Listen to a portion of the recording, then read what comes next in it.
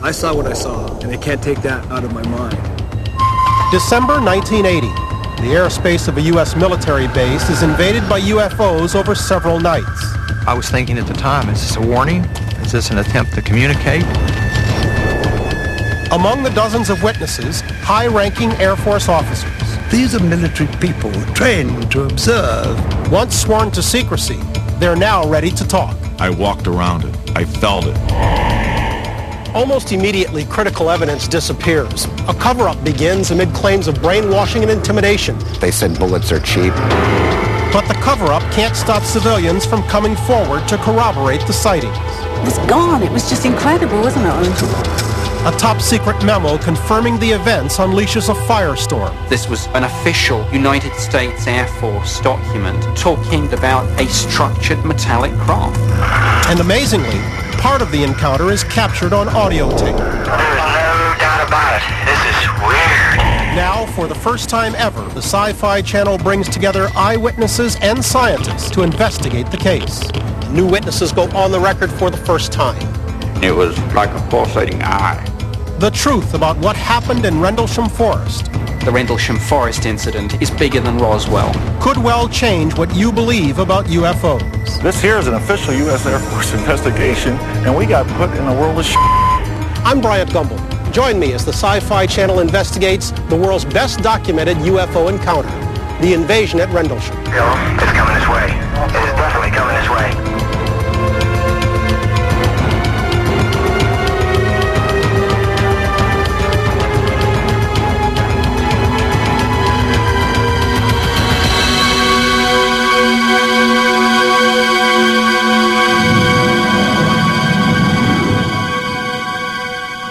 This may be the most shocking story you've never heard. In December of 1980, UFOs allegedly invaded the airspace of 2 U.S. air bases in England. Even more shocking, airmen stationed there observed the events, but were powerless to do anything about them. The British and U.S. governments claimed nothing of defense significance had occurred. But now a Sci-Fi Channel investigation has assembled credible witnesses, physical evidence, and newly declassified documents which tell a very different story. The Rendlesham Forest case is one with explosive implications.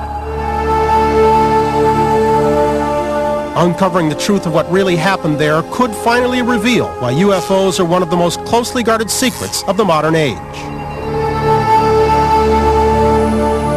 I have gone on record as saying that Rendlesham might be some sort of turning point in history. I think but it may be that if any one case leads to an explanation for the UFO phenomenon, this case might be it.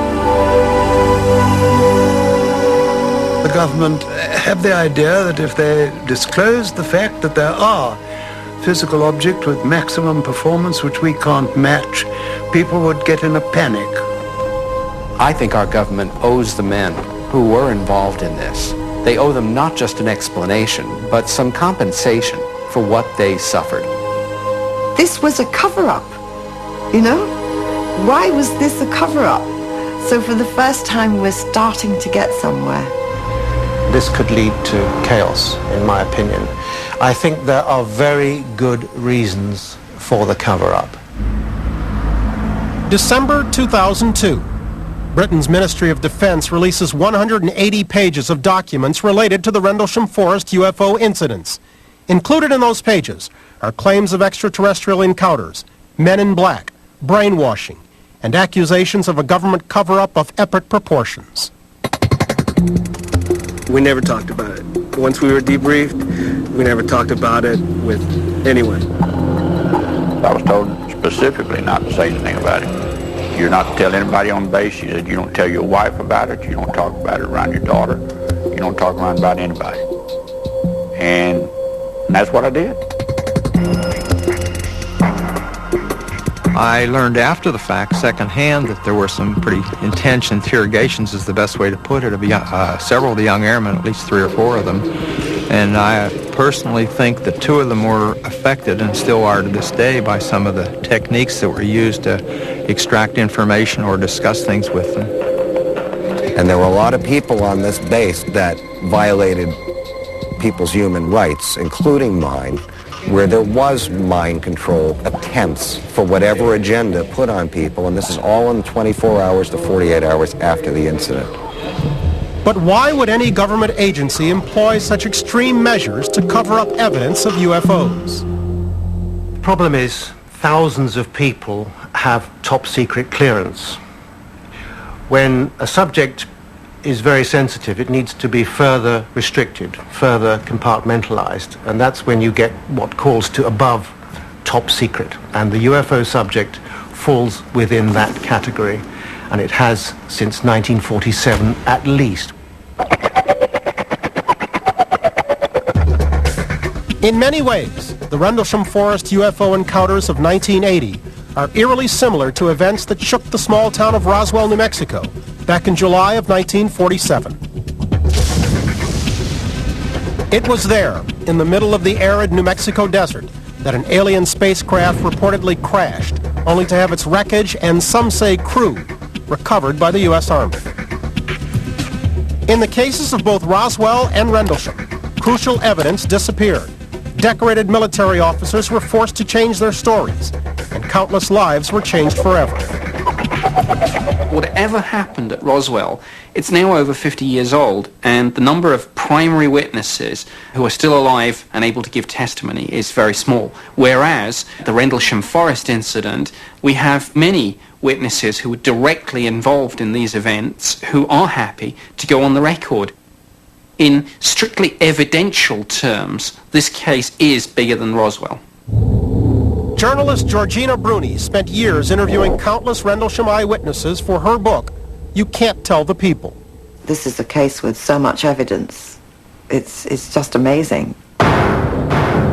You've got military witnesses here, commanders, colonels. You've got, of course, Colonel Holt's memorandum. You've got his tape recording that he made on the night. Keep the flashlights off. There's something very, very strange. And also now we've got the photographs of the landing site. And of course on top of that you've got the witness statements from just after the incident. I mean, there is an abundance of evidence here to say that something happened. The Kecksburg, Pennsylvania investigation utilized science and key eyewitness testimony to reveal a smoking gun, possible proof that something either landed or crashed in rural Pennsylvania in 1965. Something happened in 1965 or thereabout. Something that was very abrupt that reduced the growth of the tree, and it's reflected in the narrower rings that occurred after that time.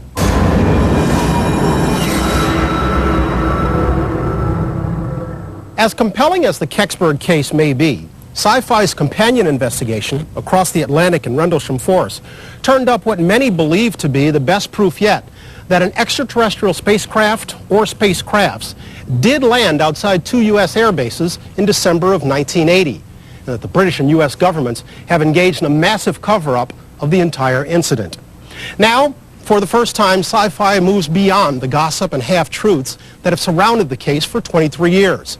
Sci-Fi will track down new witnesses, reconstruct and revisit the actual sites with senior Air Force officers, and for the first time ever, show controversial footage that could be the key to unlocking the Rendlesham Forest mystery.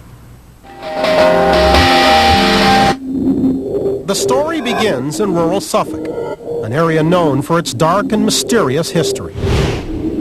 It's one thing to focus on the UFO incident, but I always say to people, look at the background to the area.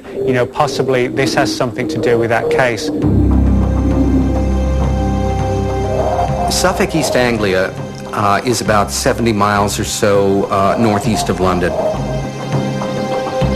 It is an area with a darker and more subdued military test history. Mustard gas and the like were worked out in that area during World War I. The whole east coast of England in that area for decades was used for military weapons research, radar research, all sorts of strange tales from the Second World War about villages being evacuated because of secret experiments involving death rays and burned bodies found on the beaches and things like this. Not far from this area, separated by a tiny slice of Rendlesham Forest, lie two key military installations. So close together, they're called the Twin Bases. Bentwaters and Woodbridge served as British installations until 1951, when they were leased to the United States. In 1980, the Twin Bases ranked among the most important U.S. military outposts in the world. More than 1,000 planes and some 4,000 Air Force personnel stood ready to defend or attack as necessary. Reliable reports have recently revealed that the bases even housed tactical nuclear weapons that could be used to thwart potential Soviet aggression. While writing his book on the Rendlesham events, Left at East Gate, author Peter Robbins spent years researching the history of Bentwaters and Woodbridge. The secret of the bases was that Bentwaters and Woodbridge were the home of a huge amount of nuclear ordnance in violation of our then existing treaty with the United Kingdom. Colonel Charles Halt and Sergeant Jim Peniston are two of the key witnesses in the Rendlesham case. Even today, the topic of nuclear weapons remains a sensitive subject. I know you're not at liberty to either confirm or deny the existence of tactical nuclear weapons at the base where you served. Nonetheless, it's widely believed there were as many as 500 tactical nuclear weapons at that base. When you reported what you saw, did you also report that the craft seemed to take a particular interest in any particular area? I'm not sure I want to comment on that. I don't know if I can it's very comment. difficult to comment on. Now, officially, we didn't have nuclear weapons, but that's what we were trained to do, was secure the ordnance. The men assigned the duty of keeping Bentwaters, Woodbridge, and its weaponry secure were Air Force Security Police. These highly trained men made up the core group of witnesses for the Rendlesham incidents. I think that most of the witnesses that I've interviewed have been very honest because, you know, I've interviewed them over and over again. I mean, they have accused me of interrogating them. I think that Jim Peniston is an amazing witness. Sergeant Jim Peniston's primary job at Bentwaters was to protect the base from terrorists and saboteurs, be it a Soviet invasion or a lost nuclear weapon. Peniston and his fellow airmen were trained to handle any situation that arose. The job of the security policeman on these bases was to make sure that the integrity of the base was secure. You got to be able to tell by just the silhouette any type of aircraft, NATO, Warsaw Pact, and we were trained on that routinely, sometimes monthly. There was no aircraft that I could not identify at that point in time.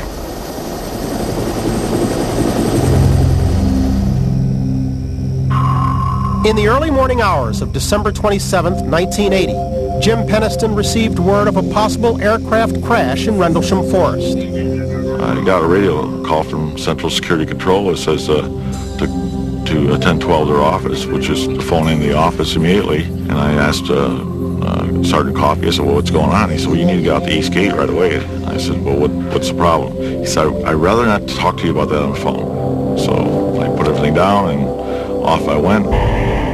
The veteran airman headed out into the dark woods, unaware that he was about to confront a situation that defied any earthly explanation. When UFO invasion at Rendlesham returns, hard physical evidence of the Rendlesham UFO. Two Air Force officers risked their reputations and pensions to solve a UFO case many believe is bigger than Roswell. And later, never-before-seen video that could blow the lid off the Rendlesham incident. At Rift 4.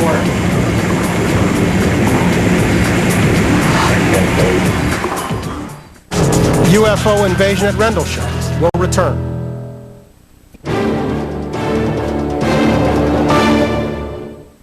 December 1980.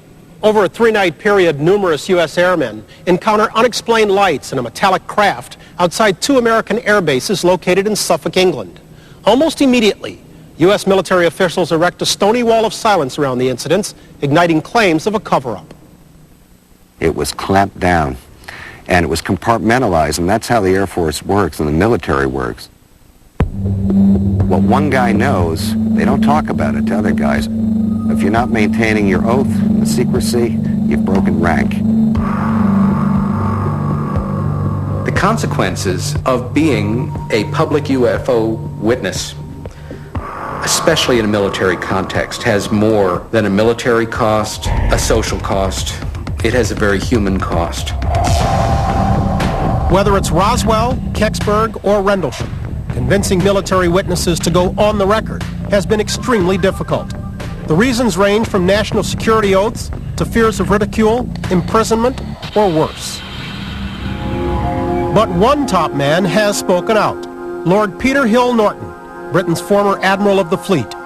He believes Charles Halt, Jim Penniston, and others encountered an otherworldly craft. These are military people. They are, by their very definition, experts at spotting military facts. I don't see any reason why any of them should have made up one word of their testimony about what happened. The outspoken Hill Norton is the highest-ranking military figure in the world to go on the record about the Rendlesham case.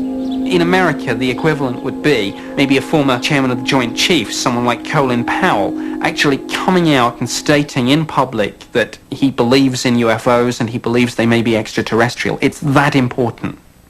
Something actually landed, and I don't think there can be any doubt about that.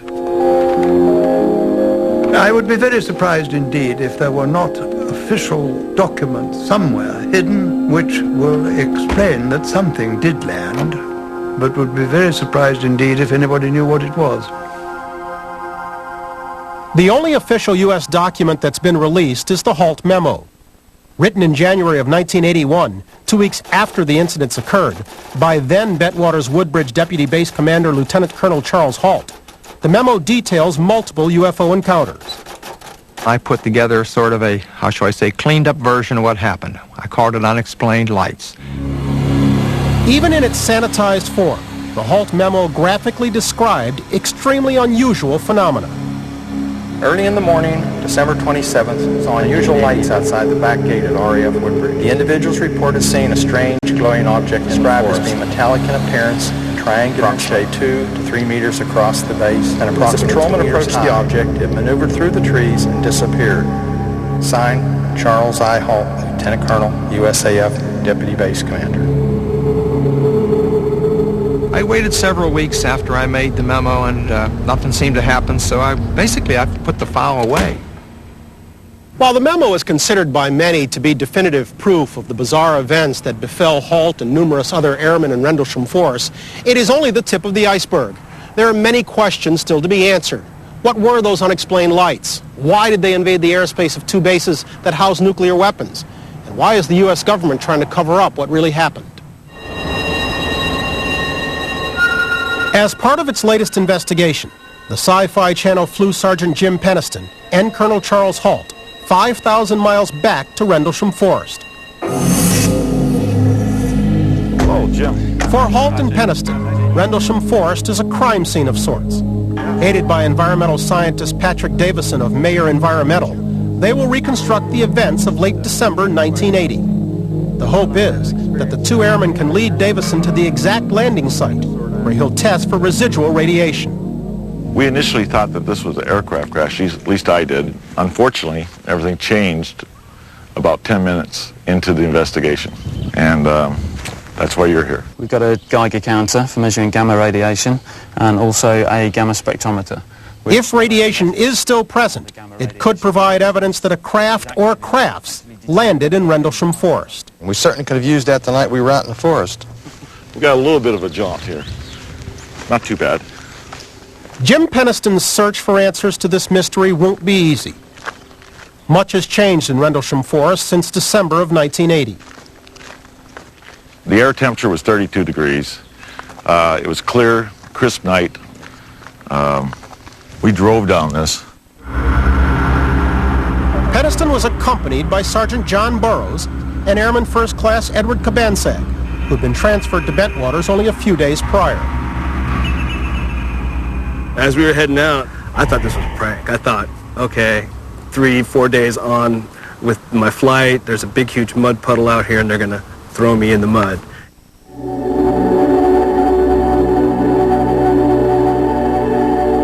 As we got closer and closer, and I could see the intensity on both the other gentlemen's face, I knew that this was really going to be something more involved than a prank. Road was pretty hard, because everything was frozen. The other problem we were having, and it's inherent in the area, is we were having a dampening effect on the radios, meaning the radio was breaking up. It's like the closer we would get to it, we would lose communication with Central Security Control. To this day, Peniston remains certain he handled the situation exactly by the book. And I'm not a military guy, so forgive me. But if I go out in the woods and I see something that is that strange, I don't stand there for 45 minutes and take pictures and notes. I go for reinforcements in a hurry. Okay, good question. What we did is we each had interbase radios, so I had people set up as relays for the radio. We were in constant contact to a point, so during this 45 minutes, even though I wasn't receiving, didn't really mean a lot to me. But I still went and transmitted. I have to report what's going on. We outside of installation and with the resources around that base, I better be reporting every 5 minutes or they're going to send somebody else out there.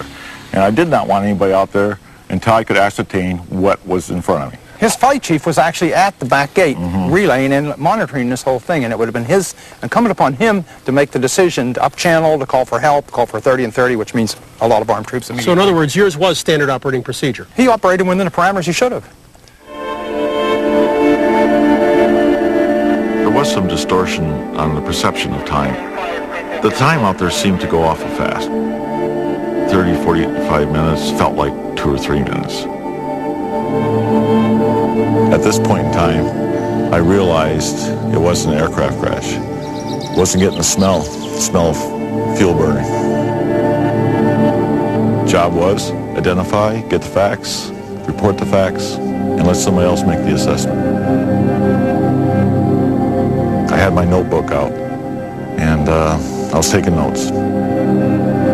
Jim Peniston has brought a key piece of evidence back with him to Rendlesham Forest. His original notebook from the night that he encountered an unidentifiable craft. Description of what was going on was larger white light glowing. Burroughs would say, "Do you see that? Do you see what's out there at the edge of the trees?" And I'm looking and I'm looking and I'm going, what are you seeing? What are you seeing? And then he extended his finger out, put my head to his end of his finger. Look at the end of my finger. It was moving left, right, and it had blue, white, yellow lights. Approximately 10-15 meters from it, it was quite distinguishable. It was triangular in shape. It was not an aircraft, but it was a craft of some sort. Everything that I had seen in my technical school, that I was privileged under a secret clearance to see, didn't look anything like that. Certain things didn't make sense. I couldn't determine the front. That was a problem. Second, it seemed running, but no sound. Third was the aspect of having electricity in the air. I could feel it in my clothing, my hair, my skin. The next one is after I got up close to the craft, the writing changes. It changes from being written confidently to shaky.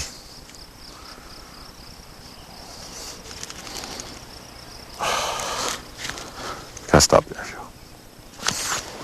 Sorry.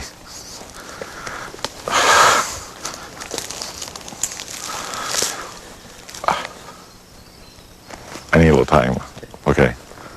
Wow. When UFO invasion at Rendlesham returns, Air Force officers meet new witnesses who can confirm their encounters. It did seem as though it was observing us. A cover-up begins as a young airman is forced to lie about what he saw. I was told to sign paperwork stating that there was nothing out of the ordinary. And a first-hand look at what could be physical proof of the Rendlesham UFO. UFO invasion at Rendlesham will continue in a moment.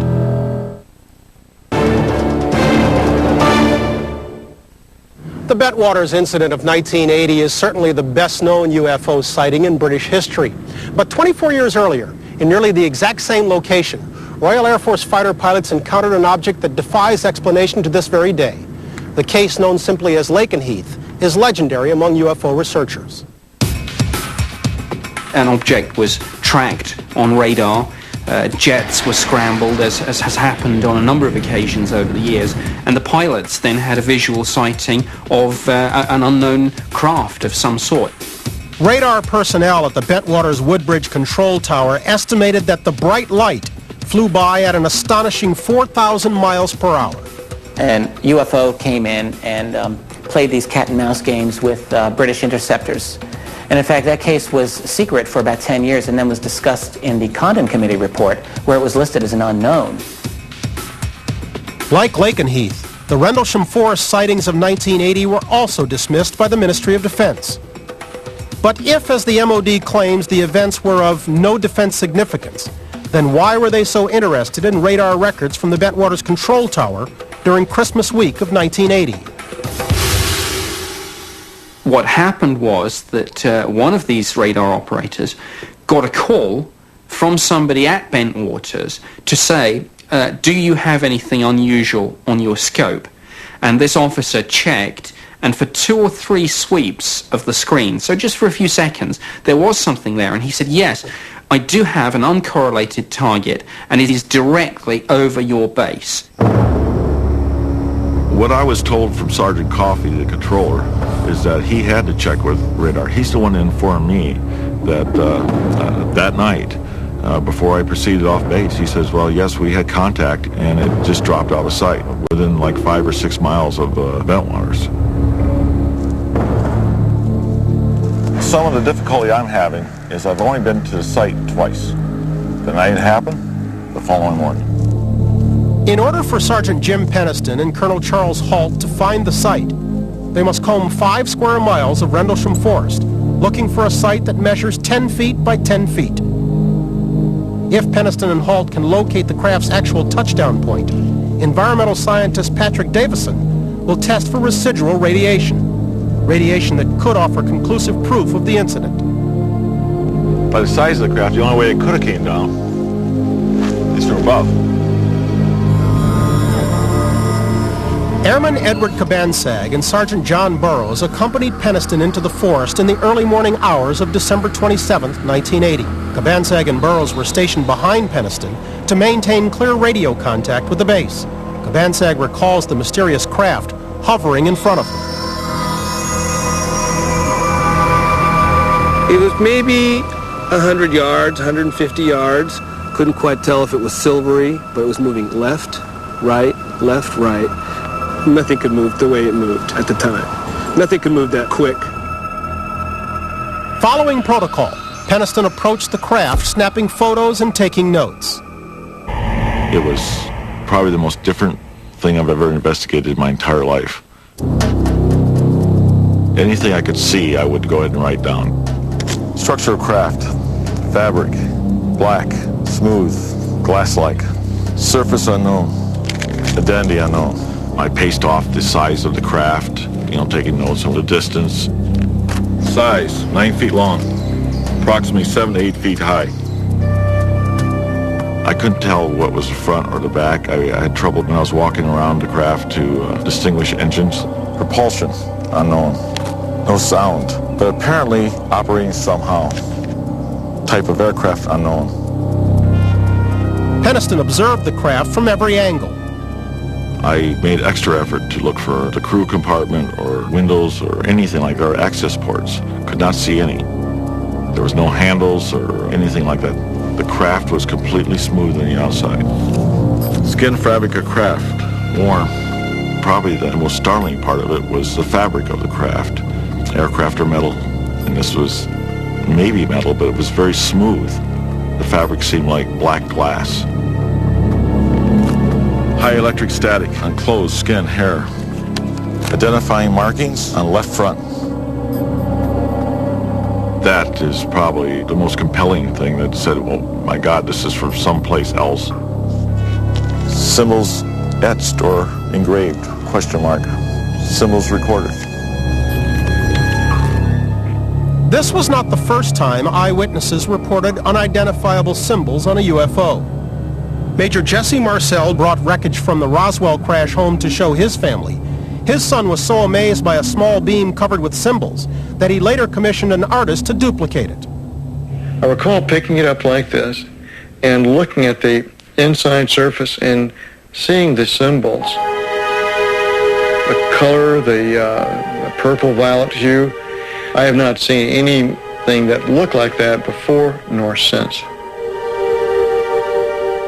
In the 1965 Kecksburg, Pennsylvania UFO incident, eyewitnesses also saw unusual symbols etched on the bizarre object that had crashed in the woods. I was close enough, I'd say, that I could see what it was shaped like, and I could see this hieroglyphic stuff all on the back. They had like Egyptian writing or a Russian writing on it, and I couldn't figure out what it was.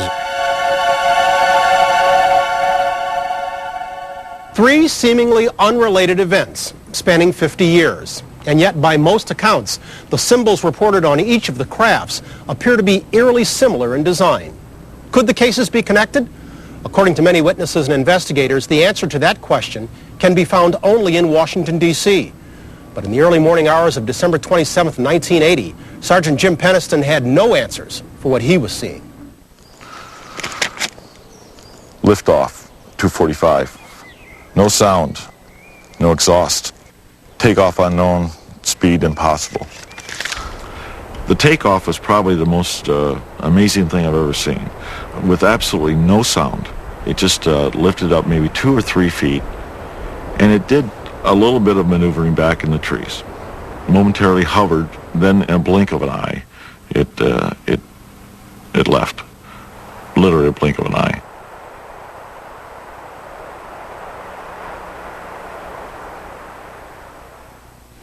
I'm sure you've asked yourself, is it possible I'm wrong? Is there anything else it could have possibly been? The problem I have with it, we can't replicate the technology today. You don't have engines with no sound. We can't develop anything today, so I don't know what it is. Suffolk, England. The Sci-Fi Channel's investigation brings Charles Halt and Jim Penniston face to face with civilian eyewitnesses for the first time. Like Jim Penniston, Roy and Marina Webb also encountered a mysterious craft in the early morning hours of December 27, 1980, as they were returning home from a family get-together. My daughter spotted this shooting star. You know what children are like. Oh, Dad, there's a shooting star. Then she just said, well, that seems very, very odd. It seems to be traveling parallel with us. My husband thought it could have been a jet. But the longer we went, he realized that it obviously wasn't. The more we carried on, so the light was still there. Then that's why I asked my wife to stop the next lay-by. We pulled in the lay-by. He wound the window down and showed me where it was. And it was stationary. It did seem as though it was observing us because there was no other traffic on the road. And then it started to travel upwards. And then that went off at a very fast pace. A blink of an eye. It was incredible. The Webbs aren't the only civilian eyewitnesses to corroborate the timeline of events on December 27, 1980. Well, it's very interesting to talk to you, Jerry, after all this. Woodbridge resident Jerry Harris may have observed the same events as Jim Penniston, but from a different perspective. I walked across the yard, and I could see the lights over the trees over there. You go up in the sky and come back down again and go crossways, very, very, very fast. And they would sort of come to a standstill and hover, and then move off again. Eventually, 2 of them sort of went away into the distance. The other one stayed there. It went up in the air and hovered, then came down and went straight down into the trees. And I thought it had crashed. Everything went quiet, nothing there. So I thought it was finished. Went to turn to go away, and it came up after the trees and disappeared, getting smaller, smaller, smaller, out of sight, and never saw it again.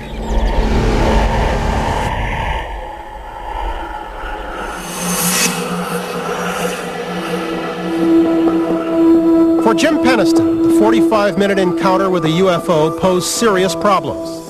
Dating back to the Roswell crash in 1947, the military had imposed an unofficial code of silence on any personnel who witnessed a UFO. I started thinking about the reality of the situation. pretty much the attitude. If you reported something like that at that time, it probably would end your career. I said, my God, I can't report this as it happened. But I'm going to have something to report when I get in there.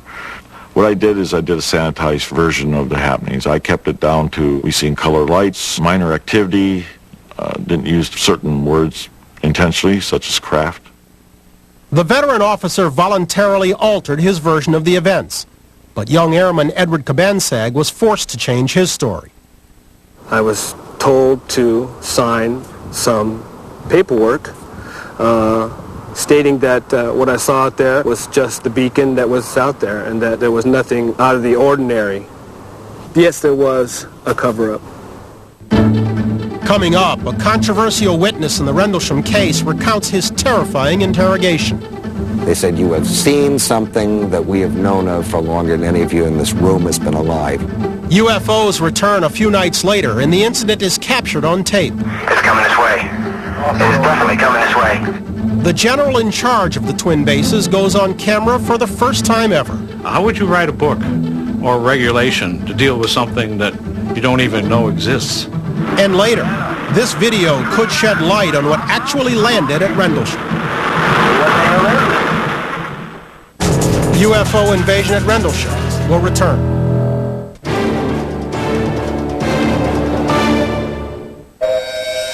December 1980. Just outside a U.S. military base in England, Sergeant Jim Peniston and two other airmen encountered what can best be described as a UFO. Within hours, the air base was abuzz with tales of little green men and flying saucers. Deputy Base Commander Lieutenant Colonel Charles Halt was not amused. You went out supposedly to debunk rumors that were swirling about the base. Is that fair? That's correct. I went out to put it all to rest because our security police were spending more time focusing on the sky and the surrounding area than they were protecting the assets they were supposed to be protecting. So fair to say you went out as a cynic? I certainly went out as a cynic. What'd you come back as? I came back wishing I hadn't gone out. On December 28, 1980, shortly after the initial incident, Halt was attending a holiday party. We just finished the main course when the on-duty flight commander came in just as white as a sheet. He just looked ashen. He came in and approached the base commander and I and said, "We've got to talk now, it's back." We looked at each other and said, "What's back?" He said, "The UFO." Colonel Halt left the base accompanied by several other officers. To better document their investigation, the team carried night vision scopes, Geiger counters, and cameras. When we went into the forest, we were somewhere between that little, I believe it's a beech tree. Working with the Sci-Fi Channel, Colonel Charles Halt and Sergeant Jim Peniston have come back to investigate the strange events of December 1980. This is the first time that the two airmen have been to Rendlesham Forest together. For 2 decades, they've assumed that they were talking about the same landing site. I got a problem here. You do? Yeah. From this point, where was the original landing site that you think? Over in here is where I was taken to and where I was shown the 3 indentations. We got a problem. You think you were at another place? I was at another location. That's interesting. Mm-hmm. I can show you where the 3 indentations I saw were. Let's take a look at it. Let's take a look at it. On the evening Colonel Halt conducted his investigation, he brought along a tape recorder to chronicle the events. The result is one of the most unsettling pieces of evidence ever to surface in a UFO case. Looking directly overhead, one can see an opening in the trees plus some freshly broken pine branches underneath. He recorded 18 minutes of what was a 4-hour event. It is the most incredible tape. It's such a wonderful piece of evidence.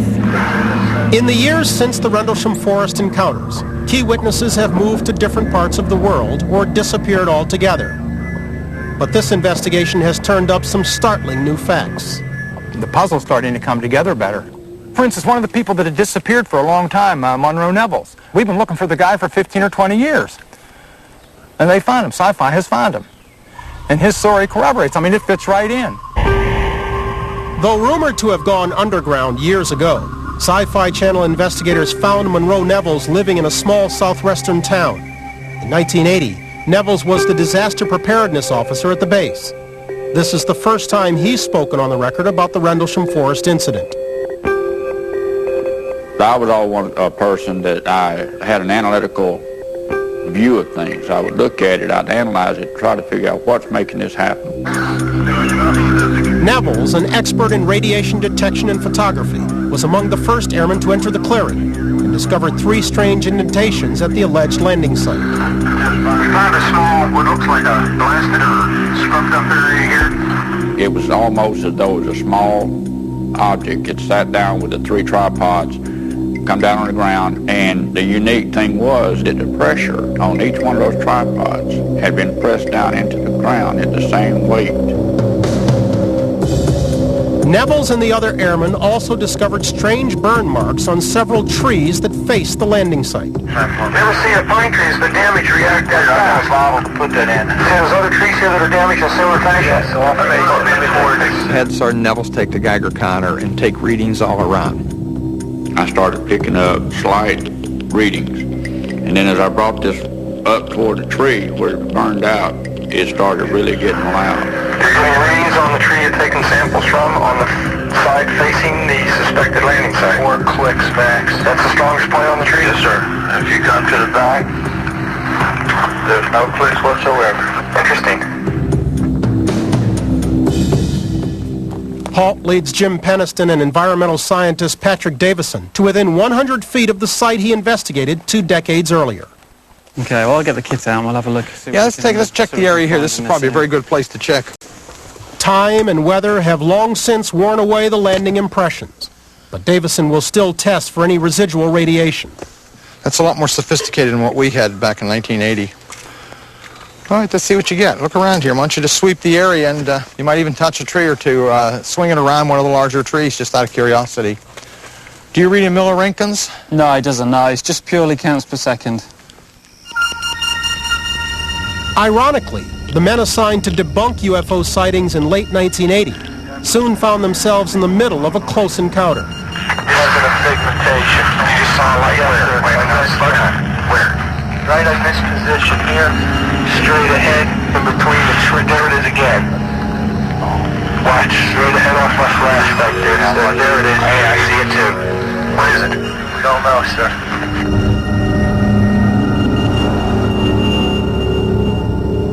Lieutenant Colonel Halt and his men were not the first to witness bizarre lights in the skies over England during December of 1980. Just 2 weeks earlier, in London, dozens of people reported UFO sightings. Among them, best-selling author and UFO investigator Timothy Good. It was about 4 o'clock, and I saw a very bright point of light in the sky. I glanced at it. I thought, that's not Venus, it's not an aircraft, it appears to be static. So I started to run home. I got home, opened all the windows, the damn thing had gone. I thought no more of it, but the next day a journalist from the Kentish Times phoned and said from 3 o'clock until 4:15, at least 40 witnesses saw this unidentified object in the sky.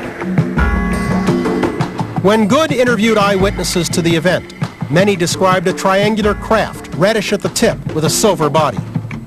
It would hover for long periods, then it would shoot off to another point in the sky and stay there.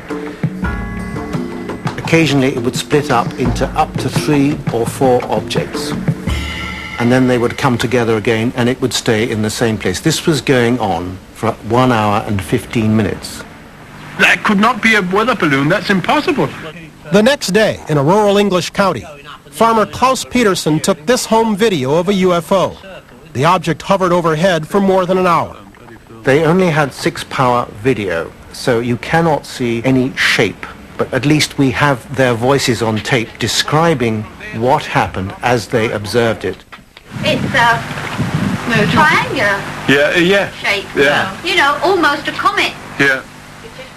Britain's Ministry of Defense ruled that the object was a meteorite. This was not a meteorite. Meteorites don't hover and describe series of maneuvers for 1 hour and 15 minutes. If they do, you know, that's in itself an extraordinary phenomenon.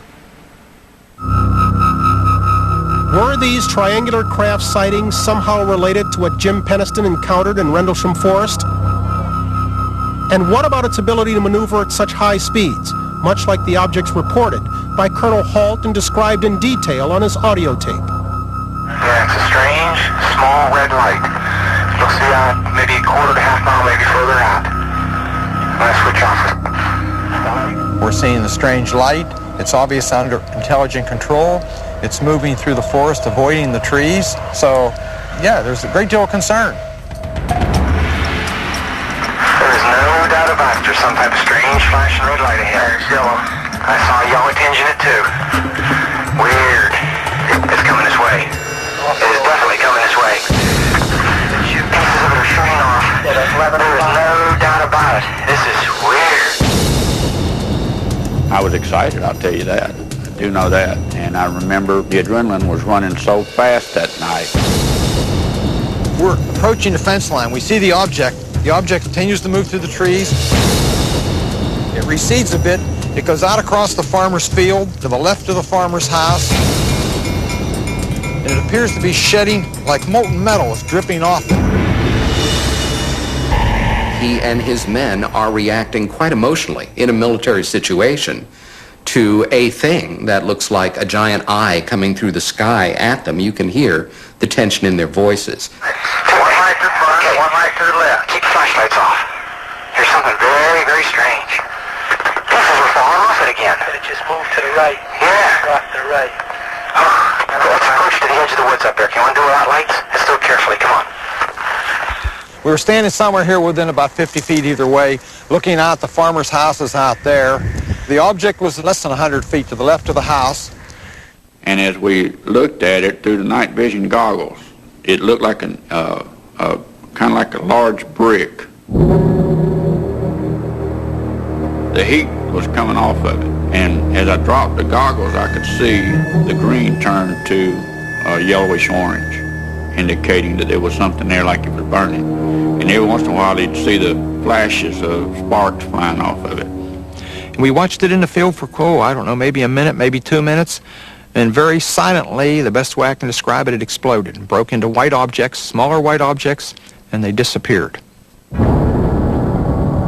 Another version of that night's events comes from Larry Warren, co-author of Left at Eastgate. All these years later, he's still at a loss to explain what he and his fellow airmen encountered in Rendlesham Forest. I'm selfish. I want to know what the hell it was we saw. I want to know why the paranoia is so great to keep this quiet. 18-year-old Larry Warren had been a Bentwaters Woodbridge security policeman for only 4 weeks. He claims that in the early morning hours of December 29, 1980, he and several airmen were ordered into the forest and stationed at least 150 yards from Colonel Halt and the others. They saw what they saw from decidedly different angles, and one in absolutely mind-blowing close-up and the other as more anomalous and at quite a distance. Much of Warren's account differs sharply from that of Lieutenant Colonel Halt. The first thing I saw in the field was this mist-like platform object. It was a foot in height, and it was at 50-foot diameter approximately. And this red light came in, did a downward arc over the field. It dispersed. There was a silent explosion that was controlled. There was a structured machine in its place, and it was there, and it was on the ground. When UFO invasion at Rendlesham continues, did extraterrestrials touch down in Rendlesham Forest? And they had faces, and they were alive. Was the Bentwaters base under attack from UFOs? It moved toward us at very high speed and sent down a direct beam. And was hard evidence covered up? Somebody from the base was filming this. No one knows what happened to these films.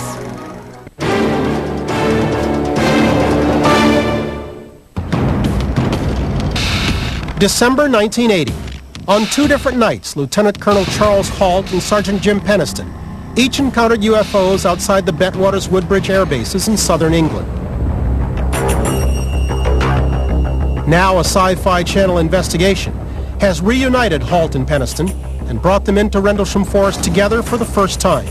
Retracing their steps, 2 retired Air Force officers make a stunning new discovery. Apparently, after 23 years, find out today the possibility exists of 2 landing sites Let's see here. Halt site is almost a half mile in that direction, which tells me there's a high probability that there was probably two landings, apparently by the same type of craft.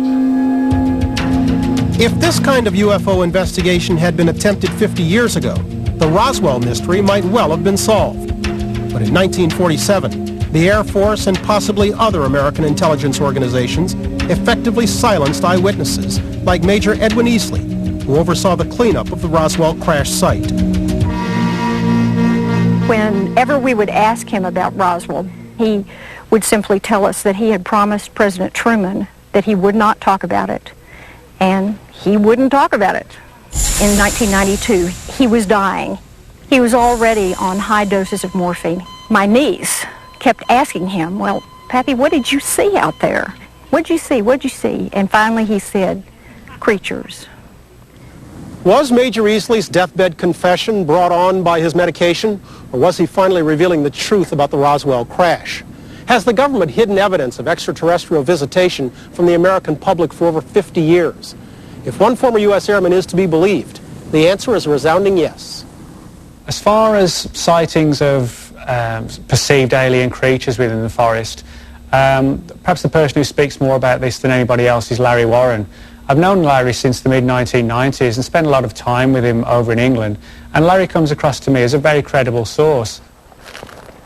Larry Warren is interesting. I interviewed him. Many other people have interviewed. The problem is that he does change his story. Some of the witnesses have said, you know, there's elements to this, you know, the public shouldn't hear basically because it takes away credibility. It's easier to just say we saw craft. But in reality, and these things are piloted and controlled by something, and they made themselves visible to us. There were three things that moved down. There was light around them. They were translucent at points, like bluish light. They had faces, and they were alive. If there was communication between this life form, or whatever it was, Colonel Williams would have been closest. Colonel Gordon Williams was the wing commander in charge of the Bentwaters Woodbridge bases. Today, the retired brigadier general speaks bluntly about Larry Warren's claim.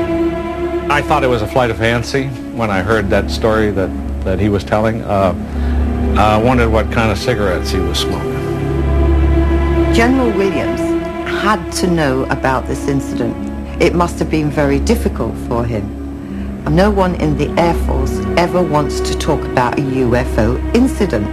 It's just not done. When he was interviewed several years ago directly by another researcher, he went out of his way to say, I will neither confirm nor deny my involvement in this incident, and seemed to be enjoying keeping us dangling with the statement. I think this is standard military procedure. Standard military procedure at Bentwaters Woodbridge was to report anything that threatened base security. Following the incidents in Rendlesham Forest, several airmen gave written statements. Others were questioned repeatedly by military investigators. Over the 3 weeks after the incident, I was probably debriefed maybe 6 or 7 times. Some base personnel conducted their own investigations, but evidence had a strange way of disappearing.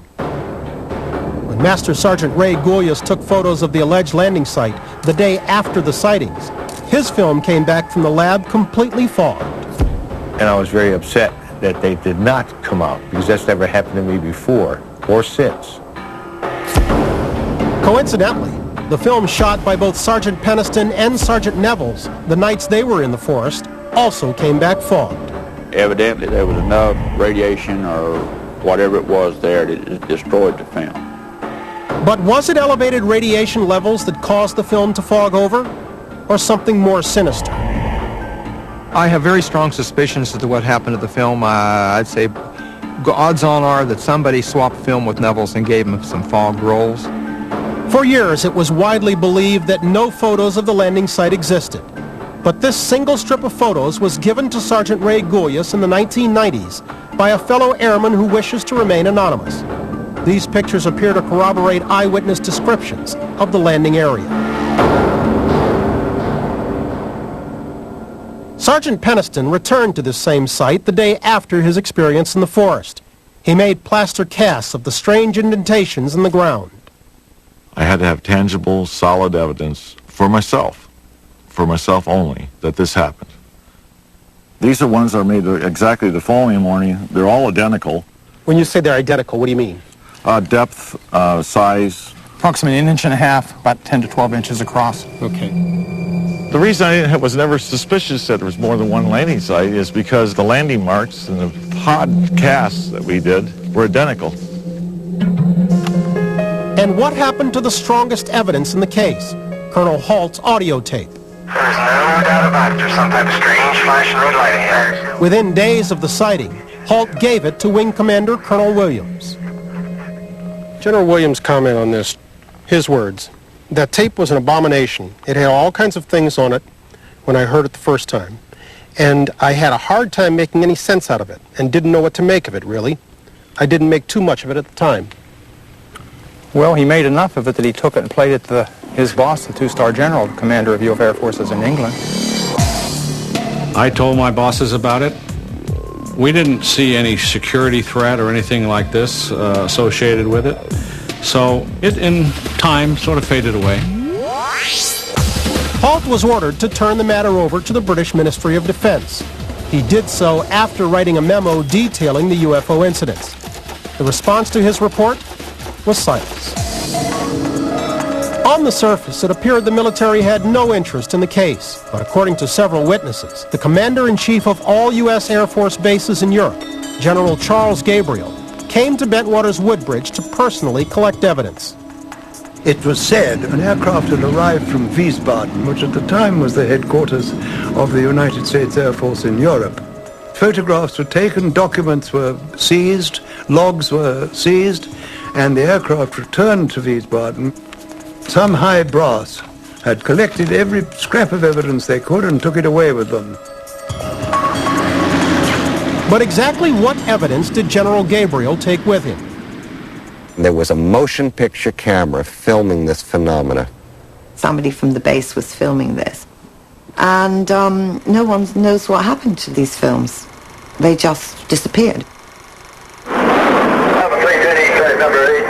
In 1994, a videotape allegedly smuggled out of Nellis Air Force Base clearly showed a UFO. The craft performed maneuvers remarkably similar to those described by Charles Halt and Jim Peniston back in 1980. If this tape is genuine, is it possible that the U.S. military has a secret library of these encounters, perhaps even footage of the Rendlesham Forest incident itself? The answer to those questions remains a mystery.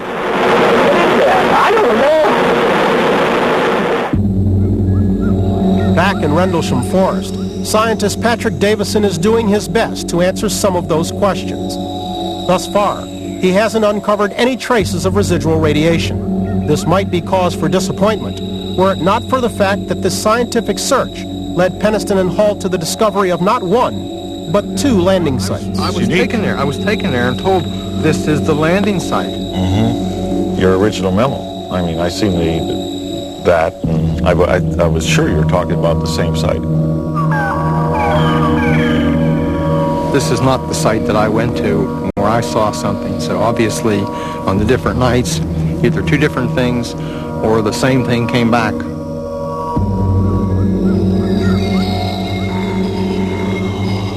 When I looked at the plaster cast was the same size as the indentations that I saw, and the distance between them was the same. So something landed twice. Mm-hmm. Whether it was the same thing or not, it was something similar. Coming up, newly declassified documents shed light on the case. The most convincing evidence is probably written by civil service personnel. Did Men in Black investigate the Rendlesham case? The Men in Black are for real. And a conspiracy that leads straight to our nation's capital. Point blank, do you think the U.S. government is involved in the cover-up? UFO invasion at Rendlesham will continue in a moment.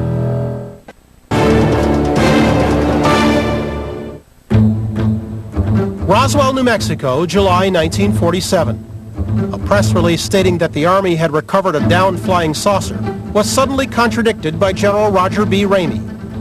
Witnesses claim that even as photos were released showing that what crashed was only a weather balloon, teams of U.S. servicemen scoured the desert, removing every shred of evidence. They basically grabbed anybody who was free to come out here to actually get down on their hands and knees to pick up the pieces of debris. Kecksburg, Pennsylvania, December 1965. Another alleged UFO crash. And once again, scores of eyewitnesses reported that a large contingent of military personnel cordoned off the area and hauled away wreckage. There was a large truck pulled up there. There was 4 people got out in moon suits, we called them at the time, white suits. They had a big box on like a litter, and the 4 of them carried that down into this object. Suffolk, England, 1980. When some U.S. Air Force personnel said they spotted UFOs outside the Bentwaters Woodbridge air bases, the incident technically fell under the jurisdiction of Britain's Ministry of Defense. Like the U.S. military, the MOD has never publicly acknowledged the existence of any extraterrestrial craft. But the credibility of the MOD policies is now being tested by a public outcry and the dogged determination of one of Great Britain's highest-ranking military officers. There are only 2 conceivable explanations for what we might call the Bentwaters incident. The first is that it happened. Something landed, patrol was sent out to investigate it, they saw it, they photographed it, one of them even touched it. The other explanation is that nothing of the sort happened, and that Colonel Holt and a couple of his men were hallucinating. I would have thought it impossible for anybody to deny that either of those explanations is not of extreme defense interest. Yet that's exactly what the Ministry of Defense said in 1980 and has continued to say since the Rendlesham case became public. Their stony insistence that nothing of significance occurred reflects years of downplaying and denials. As far back as 1952, Prime Minister Winston Churchill demanded a report from the MOD about flying saucers. The MOD responded that there was nothing to know. And they will go on saying that, even if a UFO walked up the steps of the Defense Ministry and knocked on the Secretary of State's door.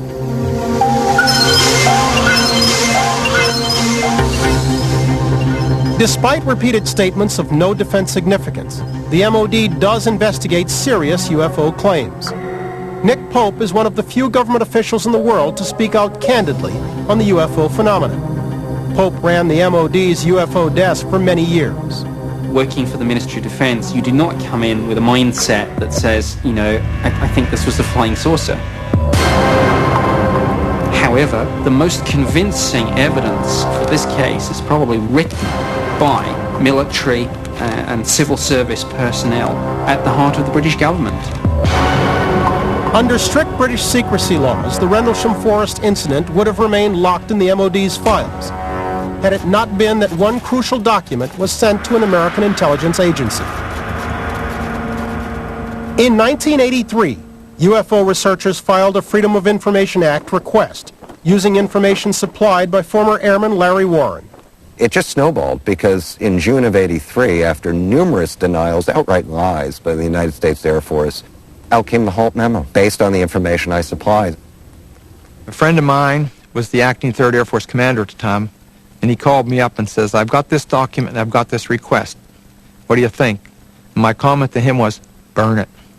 He laughed and said, why? I said, if you release that, your life, the Air Force, and my life won't be the same. Trust me.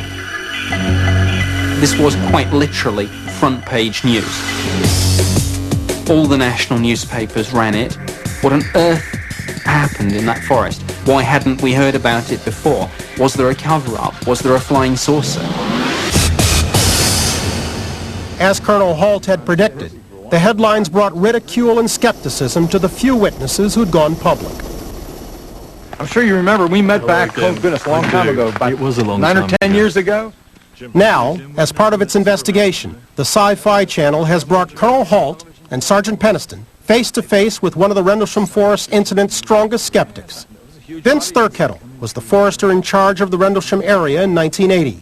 He believed there were earthly explanations for the events. Okay, based on the evidence that you've seen, okay, I take it that It's not enough. Well, right? Is that what you're saying? Yeah, it is. Okay, that's fine. It has to be. It has to be, because I don't doubt you gentlemen. On the tape, you know, all those years ago, everything I hear, I can picture. It sounds genuine. There is no doubt about it. This is weird. But some things are unhelpful to the case. It would have been very, very helpful if there wasn't a lighthouse. Orfordness Lighthouse sits 7.5 miles east of Rendlesham Forest and was functioning perfectly in December of 1980. It was Thurkettle who initially proposed what has come to be known as the lighthouse theory. The beam of a lighthouse does come into the trees at about 4 feet, and it pulses at roughly the speed that the tape has. Right in this position here, straight ahead, in between the tree. There it is again. Watch, straight ahead off my flash right there. So there it is. Hey, I see it too. What is it? We don't know, sir. But could trained military investigators at a U.S. air base mistake a lighthouse for a UFO? I take that, actually, I'm insulted when someone says something like a lighthouse. Here we are. Well, you know, we worked out here for months. We know where the lighthouse is at. I mean, that is just so ridiculous to bring that up. It isn't an insult. It's ridiculous. No. It's below our intelligence level. The whole time this was going on, we could see the lighthouse. The lighthouse was about 30, 35 degrees off where this object was seen. The lighthouse doesn't explode. The lighthouse doesn't move horizontally or through the trees. It's not the lighthouse. I mean, I've been to that area. It doesn't explain the radiation readings. It doesn't explain the radar. It doesn't explain the indentations in the ground. For Thurkettle, even the strange indentations can be readily explained. When I saw the site, there were some marks on the ground, but they looked to me like the sort of marks a rabbit leaves. Rabbits scrape looking for roots and stuff, then pine needles fall back in, like the ones we're stood on now, and you end up with shallow depressions. Well, they must have been very smart rabbits, is all I can say.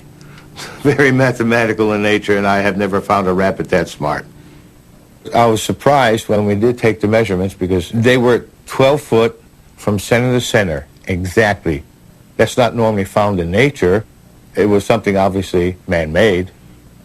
I've heard the idea that these are rabbit scratchings. I suspect that was almost said as a joke to start off with. I have this wonderful image of radioactive rabbits hopping around the forest, glowing in the dark. No, these were not rabbit marks. Apart from anything else, I've seen the photos of the landing site. It's not rabbits. For you guys to go in the woods and mistake some signs in the trees, that's understandable. We're not your subject. About that. I don't mean to be in the slightest disrespectful, because these are good airmen, I don't doubt. I don't doubt their sincerity, but I do doubt their fieldcraft. All I know is I was out there that first night. I know I completed one of the best investigations of my entire military career. This thing wasn't lights in the sky. This was an object, a craft that had landed. I examined it. I walked around it. I felt it. This is an actual event. It happened. It doesn't matter what they say. I was there. They weren't. UFO investigators believe clues to what really happened in Rendlesham Forest could be found in the documents held by the Ministry of Defense. In 2002, after innumerable requests and the public outcry of Lord Peter Hill Norton, the MOD suddenly released more than 100 documents. The MOD have misled us all by saying that there was nothing that ever happened. And here we discover that the Defense Intelligence staff wanted to pursue an investigation to do with the radiation readings. We also know from the documents that the British Defense Intelligence staff were involved in an investigation. They were interested in the radar readings. We also find out the Chief of the U.S. Air Force in Europe, General Gabriel, arrived at the base and was given the taped evidence. I think that the rest of the truth is in the Pentagon, in America, not here. I think that's where the missing links are. If the Ministry of Defense has 180, 200 pages of papers on this. What does the United States hold?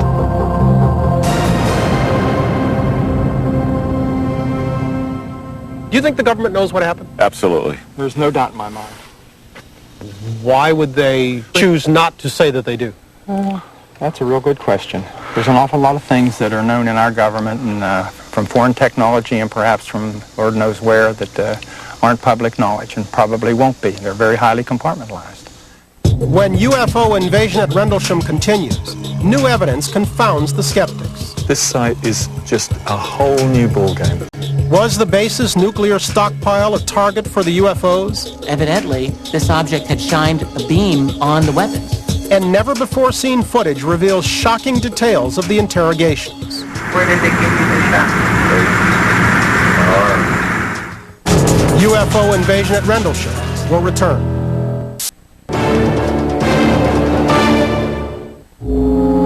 Roswell, Kecksburg, Rendlesham. The list of UFO incidents is seemingly endless. So who does know the truth about these mysterious crafts and where they come from? The answer to those questions may shock you. Has any president ever really known what's been going on? I'd say the fair money is that Harry S. Truman had a very good idea of it.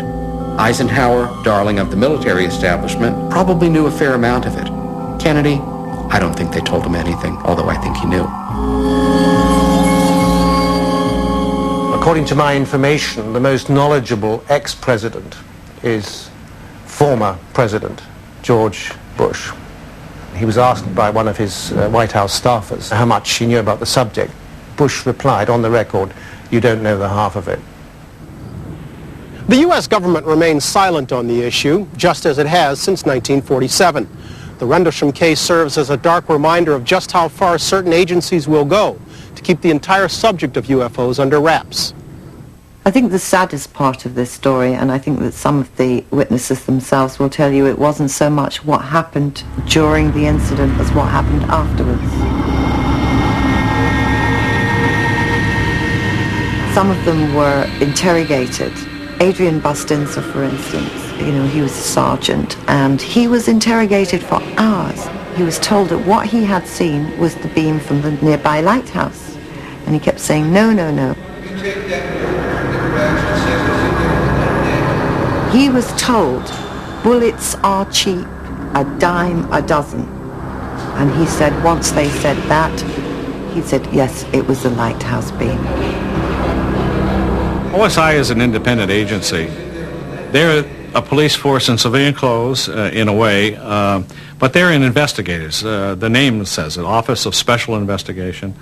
And so they do things that go beyond the realm of the normal police force. The Office of Special Investigation, OSI, has an awful lot of tools at their disposal for making people talk. Perhaps some chemical methods or perhaps some hypnosis or trickery. If the OSI was indeed spearheading the Rendlesham investigation, just how did they go about covering it up? I suspect that the issue was that low-key it, don't give it a lot of publicity, work behind the scenes, find out what you can, use some people for disinformation, let them tell such a bizarre story that there's no credibility. Do we consider Larry Warren part of that group? I certainly do. I am firmly convinced that he was meddled with. By that I mean sodium pentothal and hypnosis. Oh, come on. You can believe it or not. Who would meddle with him and why? I'd rather not comment. Well, wait, no. You can't say that and then just leave us hanging. I think if you ask him, he will tell you. He was taken by the OSI to an office and he was given an injection and he was worked on.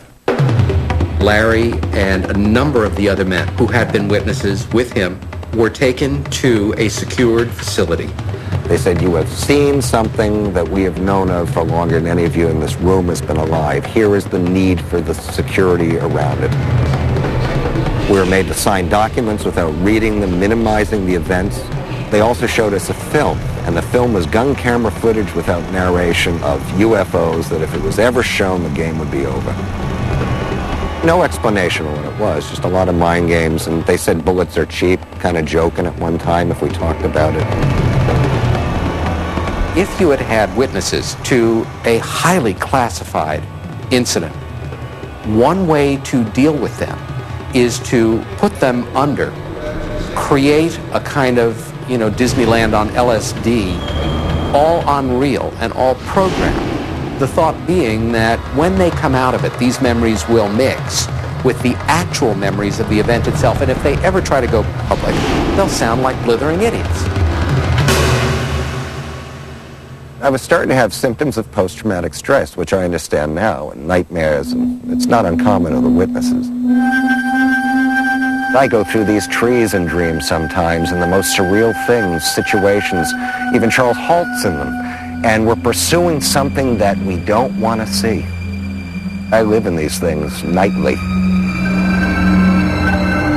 Like so many who witnessed the Rendlesham Forest events, Sergeant Jim Peniston was plagued by nightmares. Part of the reason I was seeing a psychiatrist, on this part of this was to go ahead and get rid of these dreams. One of the ways that she suggested that we could get rid of this problem is to do this regression. For the first time ever on television, Jim Peniston has given the Sci-Fi Channel exclusive permission to air portions of his hypnotic regression. Could this prove to be the Rendlesham Forest smoking gun?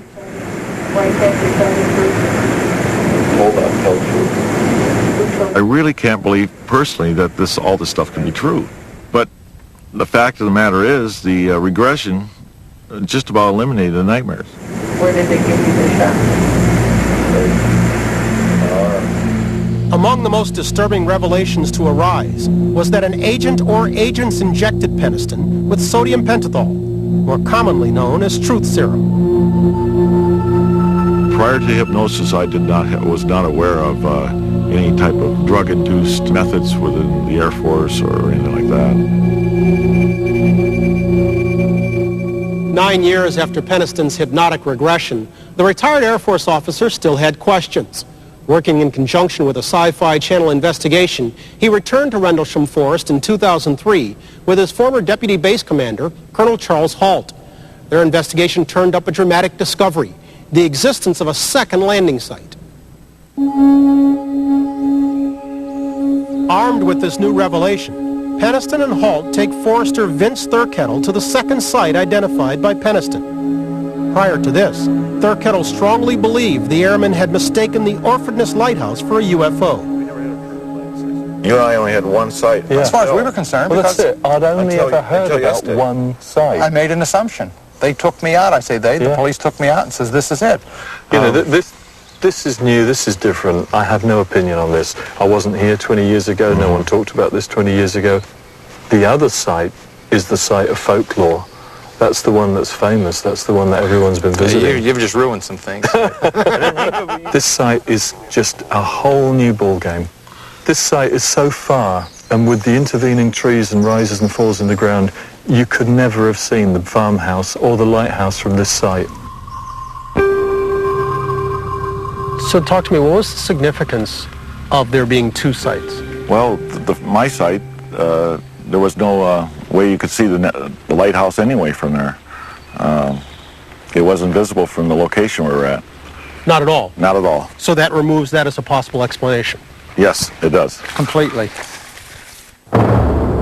With each new piece of evidence, the Rendlesham puzzle becomes a bit more complete. During the course of Jim Peniston's 1994 regression, he recalled being interrogated by two mysterious men. He would have to wait 8 long years to discover their identity. They're agents too. Yes, 8, C8, something. I can't hear everything. Part of this hypnosis on the tape is that I was debriefed by DS8, which made no sense at the time to me. When the MOD files came out, they mentioned DS8. I didn't even know it was a real agency. DS8 stands for Defense Secretariat 8. That was essentially the civilian division within the Air Force side of the Ministry of Defense that had the lead on UFO investigations. Could these agents have been the infamous Men in Black? The Men in Black are for real. I'm convinced from my studies that the Air Force Office of Special Investigations sends out counterintelligence investigators to deal with UFO witnesses. And I know many people who've had quite alarming experiences with them. Perhaps one reason for the intense interrogations in the Rendlesham case was the stockpile of nuclear weapons stored on the base. I think there does seem to be no doubt that over military installations, research installations, establishments connected with particularly atomic weapons, there do seem to be a disproportionate number of sightings. For many UFO researchers, the best example of the UFO nuclear connection is found on the HALT tape. Recorded on December 28, 1980, the tape provides a detailed account of the UFO's interest in the base's weapons storage area. Now we're observing what appears to be a beam coming down to the ground. This is unreal. It moved toward us at very high speed, came almost directly overhead, hovered, and sent down a direct beam, something like laser beams. I was thinking at the time, is this a warning? Is this a signal? Is this an attempt to communicate? And just as suddenly as it came on, it clicked, it was gone. Did they take any particular interest in the place where weapons would have been stored if weapons had been on the base? At least one of the beams of light came down in an area that I would say would be of high interest. 400 hours, one object still hovering over Woodbridge Base at about 5 to 10 degrees off the horizon, still moving erratic and similar lights and beaming down this area. The object to the south was actually sending some beams down near or into the weapons storage area. That caused me a great deal of concern. You know, what was it doing there? Was it searching for something? Was it trying to... Who knows what it was trying to do? General Gordon Williams, who was then the wing commander of Bentwaters Woodbridge, remembers hearing HALT's tape, but he doesn't recall any reports of a craft over the weapons storage area. I don't recall him ever saying anything about that. And certainly I would have known and recognized the significance of that. We're not talking about now things being off base in the dark, talking about on base, a place that's lit up and that sort of thing. So it doesn't make sense to me that that would have occurred. In the immediate aftermath of this, there was an unscheduled arrival of a large transport plane, either a C-130 or a C-141, that came in and had a special team that inspected the nuclear weapons of the base because evidently this object had shined a beam on the weapons, and it was speculated that they might have damaged the nuclear weaponry in some way. Now, lest that sound really incredible to someone, they might want to recall that nuclear weapons in America at Malmstrom Air Force Base in 1967 were tampered with by a UFO that disabled more than 10 nuclear missiles. When UFO invasion at Rendlesham continues, does Peniston's regression reveal the ultimate answer? Did you at any time have a sense that this craft came from another planet?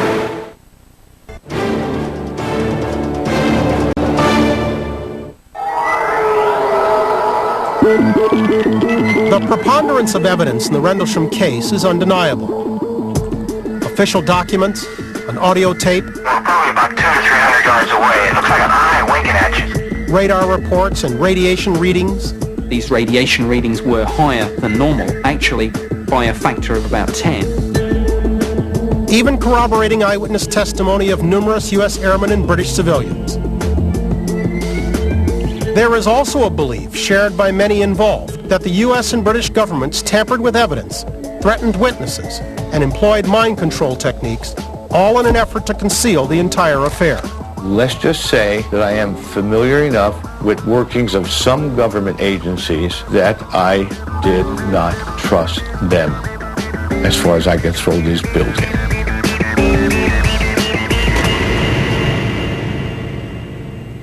Moving beyond the claims of brainwashing, cover-ups, and conspiracies, the biggest question involving the Rendlesham Forest incident remains unanswered. Exactly what was it that U.S. airmen encountered in December of 1980? The answer may well lie in secret government files, but perhaps it's contained in the repressed memories of eyewitnesses like Sergeant Jim Peniston. Did you at any time have a sense that this craft came from another planet? No. For instance, did it come from Mars? No. So it originated. Us. It's us. I don't believe in extraterrestrials. I never have. Probably never will. The only explanation that I can come up with, or a guess of it, this is nothing more than us experiencing some type of time travel or something like that. It sounds pretty bizarre. What else could it be? If they are time travelers from our future, as some have suggested, that's encouraging news for our planet. Whether these UFOs are indeed visitors from our future or from another planet, why does the government remain silent on the issue? There is a very strong body of opinion which believes that the United States in particular is in communication with the occupants of these so-called flying objects. That a good deal of exchange of technology has taken place, that the United States has made significant advances in various technologies thanks to information given to them by the aliens. Here you have technology that is so much more powerful than ours. If we could learn how to have the same technology, isn't that a wonderful power in this world?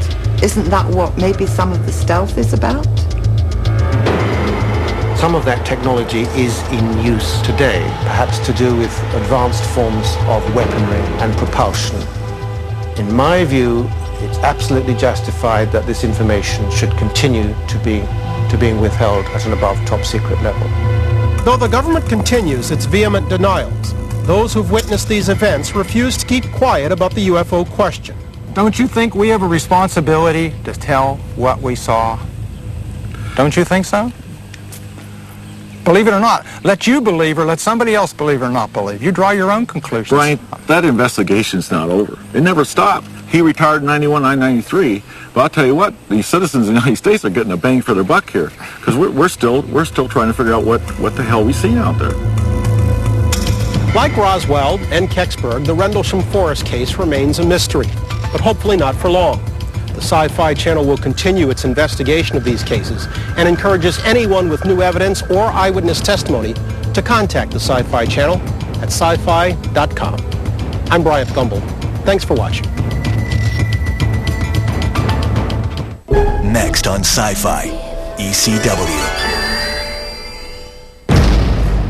The inevitable is here. They have 23 hours to save the planet from certain destruction. If we don't break it up or stop it, millions of people will die. Welcome to your worst nightmare. Asteroid premieres